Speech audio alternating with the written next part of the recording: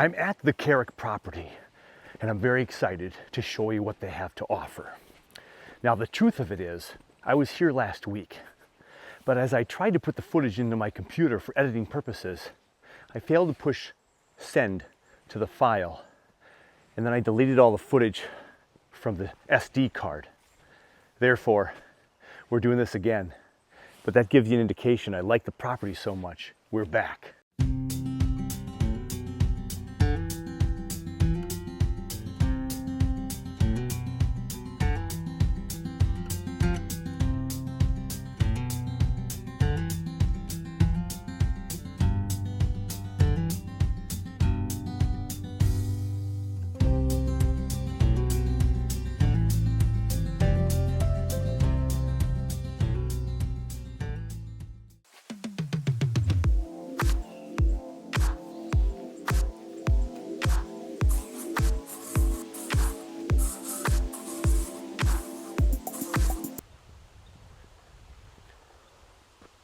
About a quarter of a mile in front of me, there's a stop sign leading to the main road. And then turning onto this dirt road is a dead-end road. And only 2 people right now occupy this road. Big, beautiful poplar tree. Right here is one entrance, but it's challenging to get in there because there's been a little bit of a creek drenched in there. As we walk up to the second entrance, the main entrance, there is actually a driveway that leads right to the property. So we're about an hour and 45 minutes drive from my home in the Woodbury, Minnesota suburb, so just east of St. Paul. And the biggest change of this property compared to the other ones I've watched, not only is the driveway to come right in, but this guy behind me, yeah, there's a structure on this site. This structure appears to be about 50 feet deep and about 30-40 feet wide. It's a pretty big structure. So on a sunny day, like I came last time, this was more well lit because the sun was out. But now it's a cloudy day, kind of misting outside. But here's the inside of the structure. The biggest concern is the roof. And we can see right there at the truss, there's a little bit of open to the sky. So when it rains, it's getting wet in here. It's a pole shed. We've got poles that I hope were securely fastened in the foundation with cement and all. Not sure, I'd have to dig down and see. But as you can see, the bottom of the structure has access to the outside. So they didn't put the shed walls all the way down to the ground. Now there might be a couple reasons why, but that would have to be fixed. So we have what looks to be a pretty secure structure. However, the top rafters are about 10 feet apart. Every 10 feet, 12 feet possibly, before the next big rafter. So it'd be challenging to do some work on here, up on the top especially, because there's not as much support. You have to be careful where you walk. But the beams do go across horizontal up there, so I could get up there and crawl and work on that roof. Now, one of the nice features of this place is it's already set for electricity. So there's the box right there. Got the big garage door that, look, again, sits above the ground. So there'd be a hefty amount of work needed to make this at least bringing stuff in here, storage-wise. So on the outside, previous owners, I believe, had a trailer somewhere in here, possibly right where I'm standing. We're going to investigate this right here. Could be a pump house for the water well. And there is a septic system that is in place. However, I have to check with the county to see if it's listed and ready to go and is in code. Because if it's not in code, we could have some issues. And as we go down, and probably the storage tank right down in here. Again, some investigating to do. Some foundation type cinder blocks on the ground here. I'm assuming that the trailer was right about here somewhere. And then that's just kind of a work shed, which could be great for workshops, great for storing all the stuff. It isn't needed on my list of things that I want for a piece of land, but not too shabby to have. Those of you who are new to the channel might not know what this Bonsai Acres thing is all about. In short, I know that's hard for me to do. In short, I want to have a piece of land that I can come to, that I can bring my family to, and we can just chill and relax and enjoy nature. Maybe I can make a Shinrin-yoku trail around the property. But then also, I want to plant some trees here to get some Minnesota hardy trees in the ground so they can thicken up and we can possibly make more bonsai. A trial and error. And if that doesn't work out, in the end, I'd have a piece of land to call my own. So we got a little bit of rain, so I'm gonna get wet today walking. And I've sprayed down for bugs because last time I got attacked pretty good. But we've got this kind of tall, weedy section here that could be a future area for bonsai trees. I could put the pine trees right in the ground right here. Due south of the property is an old larch bog. So nobody would be building there. And sitting up on this hill, we're up about 20, 30 feet from that area down below. We'll stay dry up here and it'll be wet down there. And so, not a horrible view. Now there's a lot of death and dying trees there, but no homes will ever be there, no cabins will ever be there, and it's a good quarter mile to that road, so fairly quiet. Does anybody remember the Princeton property?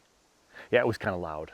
So this is a 5-acre parcel, so now this land goes all the way back a good couple more acres in that direction.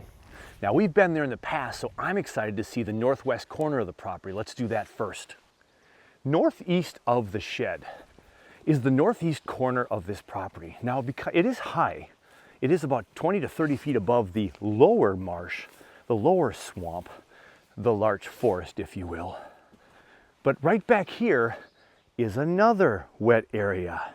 So we just had a ton of rain, and we're seeing some good deer tracks here. Well, we have a larch corner. So there's a larch corner back here. Now this is not land that we're gonna be doing anything on because I've got my microphone on so you can't hear, but I'm walking through slush right now. Slushy, gooey, water, wetlands. So this is on the northwest corner of the property. So nobody would be accessing this from the north and east, but there are a couple of really big larches on here.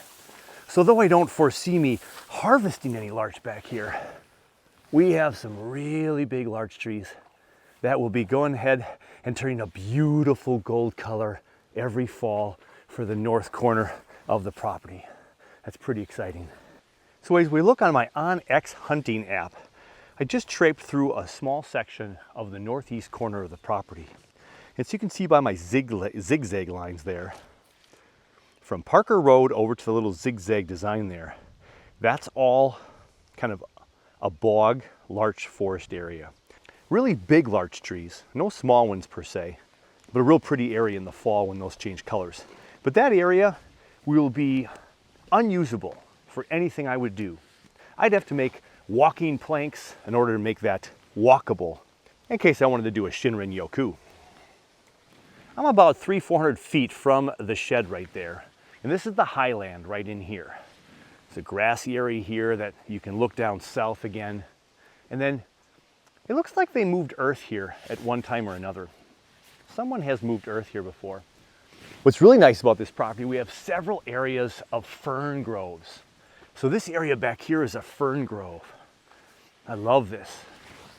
Now it's a little soupy right now because of the rain, but this is high ground. Again, this is solid. And we have a big fern grove area. A couple of big oak trees in this grove. A couple other trees. We got some poplar back in the corner there that of course will turn yellow. And so as we walk through the fern grove, this is the highest ground. This would be the only area that you could probably put a cabin on. You could possibly put a greenhouse back here and even have a passive solar green frame because you could go down a few feet. But of course, it is soupy to the north and the east. And then as you go downhill to the west, it gets soupy down there too. But you can see a little bit here. Here's the edge where we go downhill. We are 30 plus feet above the lowlands that are on the south and west part of this property. And what a nice little view here. You just see forest. I would leave these alone. Now, my son always talked about how these fern groves mean you have really healthy soil. I hope that's the case. I would leave as much of this here as possible. because I love ferns, always have. This property is looking really, really nice. I'm a little further west and a little bit south now on the property, and that's all a big grove of poplar trees. All that'll be yellow in the fall. And we've got more ferns in there and just tall grasses and wild grasses. And as we get closer down to there, that area again is where it gets a little bit soupier down there. But there's at least 2 acres of this property, maybe 2.5. Half of the acreage seems to be on higher ground. We've got some more moved earth here. So someone came in here and pushed some dirt around, not sure what their intention was. We've got some boulders here we can use for decorating, landscaping. But then there's a little lower spot down there. I'm not sure what that is. Kind of a neat little pocket right here. But they pushed some dirt over here. So maybe they pushed some dirt over here to have a little bit more dry land. I'm not sure. But again, it's a little messy. They didn't finish it.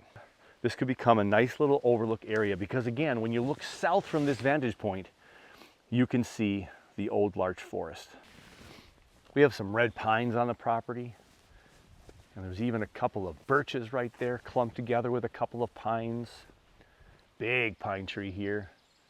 Got more of a spruce behind it, but a red pine there. Back to the poplars and the larch back in the corner. And there's that monster oak tree. Kind of a fun little oak forest. Some oak trees in there. I'm really excited about this property. So much so that I think I'll make a bid. Now, they did come down in price, and the people who offered some money last time really lowballed them, but the lowballers didn't budge at all. I have to figure out the septic system. I have to figure out this well. If I have access to water, I have a shed already on here, and a septic system that's a possibility. This has actually more boxes checked in than the previous sites. And perhaps one of the greatest things that you can check off this box is it's drivable right in. The dead end road goes right to a driveway, right to this piece of land. No easements to worry about. Now past the shed was the larch forest, and that's the soupy area. And they built a trench here, the last owners, built a trench here to make a little creek, if you will. And it goes to the other driveway, which did have some cinder blocks and possibly a ramp on here to drive over, but it's been destroyed at the moment. And then this river, this makeshift creek, goes downhill and goes to the lower larch forest. Now, I don't know what I'd do with that. I'd have to figure out where the water does roam, which is good that I'm here today because we just had another deluge of rain. This is one of the wettest springs that we've had in years, decades perhaps. And so now I have a sense of how wet this would be on a really, really wet season. And there's plenty of dry land. So after digging in a little bit to this doghouse looking thing, this is a pump. So this is for a well. It's got electricity right here with a cable. So if you plug this in, and if that well is not blocked or clogged or things broken from the winters gone by, we could probably turn on water here. That would have to be tuned up for sure.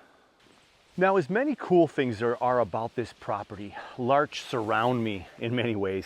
I've got pine trees, I've got poplar trees, I've got oak trees, there might be a few maple trees on the property, birches. It's a lovely piece of land. I think there's enough dry land to grow trees, several hundred trees. The other big question mark is this shed behind me. That bottom, we really would have to bring in dirt for the whole bottom, which would be a good couple of feet of dirt all the way around a huge structure. That's a lot of dirt. And yeah, there's dirt here in the property to move around to do that. There just would have to be some updating. So that'd be an expense too. Now, having a place to myself, which is just land, I could build from the ground up. And then I would be in charge of everything and know exactly how everything works and make it up to my specifications. But this is already here and it's already somewhat of shelter if I don't have anything to get out of the elements with other than my car in the near future. There are some areas of cleanup, like this big old dead set of trees right here. 1, 2, and 3, right before that pine tree there. You know, that would be plenty of work to do, chainsawing and cutting all those up, getting a good stack of wood for firewood. There's a lot of work to be done, but there's so much that's in place already that it's almost turnkey land. Looking out at that barren larch forest, There's something peaceful about that. Not as pretty as it could have been if there were a lot of large trees that turn gold in the fall, but I love that view. I love that we're up on a hill and that we can look down and then see a forest in the background. Big poplar right there that keeps growing. And I do love this grove, this big oak tree grove, which all the ferns on the ground to the north and west of it. I can see a future trailer here, small one, because I can drive all the way in here. There's dry land and I can make a driveway of sorts to bring a trailer back in here and have enough room to turn around if I needed to. Or the greenhouse, back up on the hill, back up past these trees, if it's far enough away from those trees for southern exposure. I really like this land. I fell in love with it the first time I was here, and being here in a second time hasn't really diminished that. The only thing that worries me, if it worries me at all, is the wet marshy areas. Now, having 5 acres of land, I'm not going to be roaming 5 acres of land every day up here. And I'm mainly going to be harvesting trees, having a place to go chill out, bring the family up, bonfires. But I would like to create some kind of path for Shinrin Yoku around the property. And so that would be a lot of work. But if I can make a couple of pathways where it's the driest, that could be a fun project over the life of the land. Wouldn't have to be done in year 1, 2, or 3, but as we come up here more and more as a family, we build a couple of paths that we can take without getting wet and be in nature. So I'm super excited about that too. Again, whether bonsai trees stay here forever or this is just a place to call home away from home, I do like it. Of the 5 acres, do I wish it was 4 acres of dry and 1 acre of the marsh? Yeah, but I think 2 to 3 acres of dry, that's enough to grow trees and have a place for a cabin or an RV, small RV. This is really exciting. As I stand in the middle of the fern grove, the highest point of the property, the only other thing that concerns me about this particular plot of land, and it would concern me probably anywhere, is the amount of mosquitoes that I've encountered both times I've been here. Now, the first time I was here, funny story, as I left I felt a little bit of an allergic reaction from all the mosquito bites and traipsing through the woods in shorts, mind you, and short sleeve shirts. Here I'm dressed from head to toe. I got some buzzing around my ears and my hands, but I haven't had too many mosquito bites as of yet, but they're buzzing around. You stop walking and the wind stops blowing, they're here.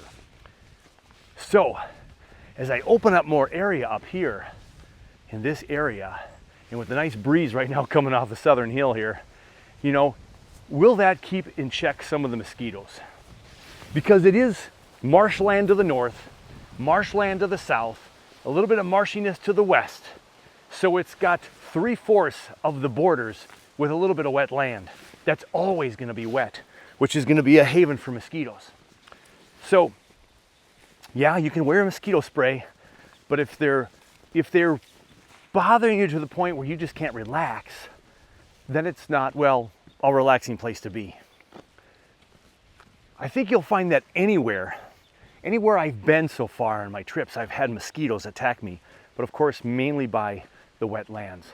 But now as I'm at the front part by the shed again, the breeze blowing, it is a gray day, it's been wet, wettest season on record again almost, or at least one of the wettest in the last 10 years. This might not be normal, but it might be the new normal with the change of our earth. So we're just gonna have to see. Big giant red with the poplars to the south, more pines, another giant red, big red right here by the shed.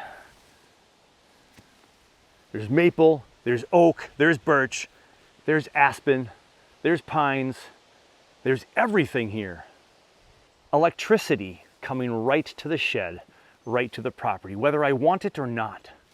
And though I'll probably be on solar a lot, I have access to it in the beginning, which is nice.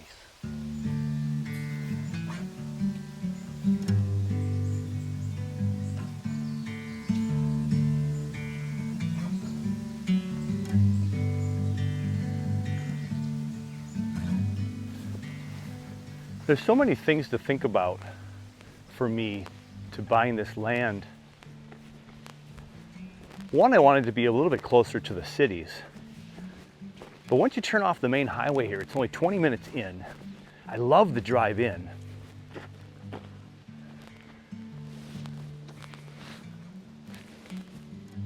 So it's a little longer from the metro than I wanted, but it also is away from it all. And I think with the state of the world these days, there's a big part of me that just wants to have a place that's just away from the noise. So whether Bonsai Acres becomes the dream that I have hundreds of people visiting me, doing workshops, growing trees for people, having access to equipment. If that were to not go, I want to be happy where I'm at. And this place, again, checks off all the boxes. It's got the landscape that I like. There's some hills, a couple peaks and valleys. There's highland, there's lowland, all the trees that I love. I could grow trees here, I'm pretty certain of it.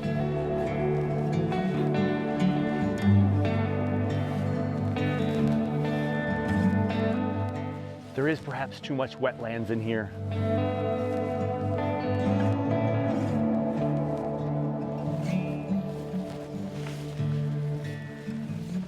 I could definitely see myself slowly but surely turning this thing into an oasis. And I think that's the goal too. I discovered when I made the passive solar green frame that I really enjoy having a long-term project to work on. Now the PSGF became a bit of an obsession. And there were days that I couldn't even sleep because I was excited about what I was going to fix next and how I was going to do this and how I was going to connect that.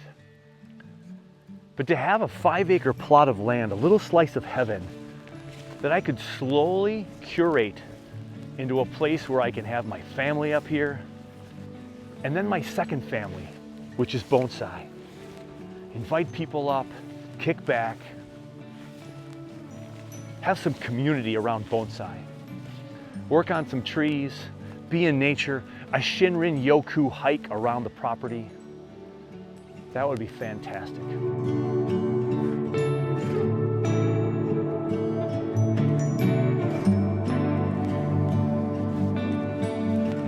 Will I one day say to everyone, welcome to Bonsai Acres?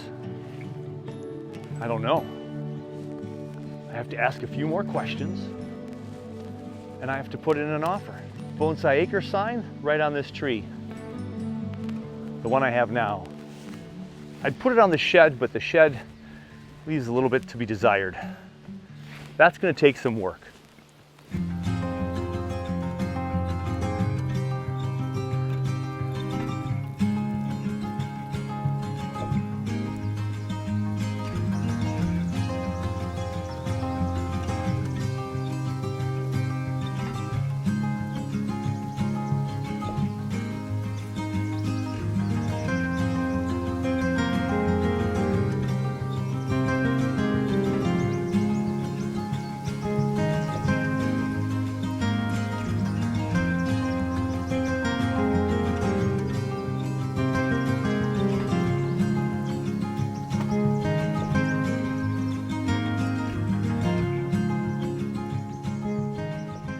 As I walk the property, I do like how it feels here.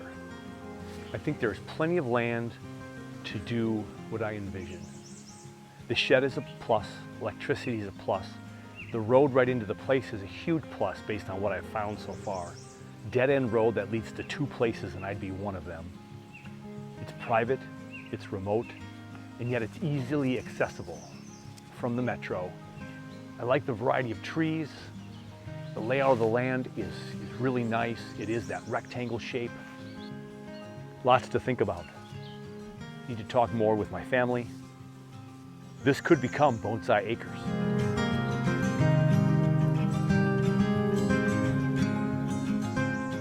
Bonsai Acres, or just a piece of land, or both. It all remains to be seen. A drive home now to think about it some more. Take care of you, take care of your bonsai, and you know we're going to see you soon on the next one.